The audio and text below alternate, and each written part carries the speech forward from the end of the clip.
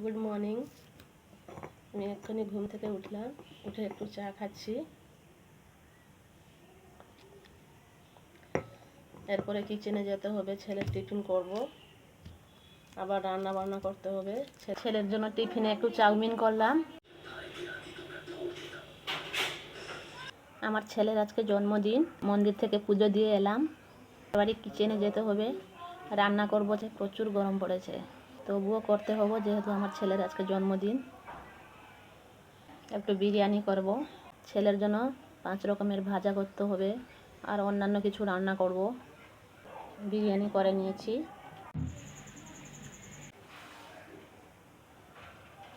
এবারে ছেলে কেক কাটবে।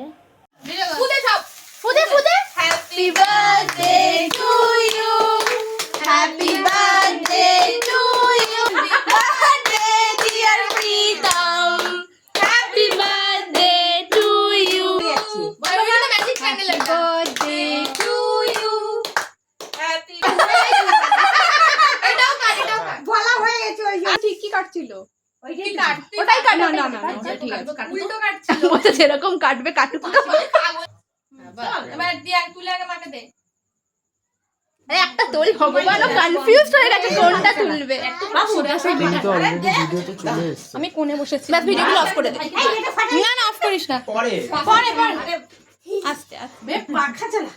মাসি আগে কাকি ওই আন্টি ওইটা না টেবিল ফ্যান চালা। মাসিমণিকে দে পুরো। এইভাবে আজকে দিনটা কাটলো। আমার ছেলেরও দিনটা খুব ভালোভাবে কেটেছে। আপনারাও আশীর্বাদ করুন আমার ছেলে যেন ভালো থাকে। ফির দেখা হবে পরের ব্লগে।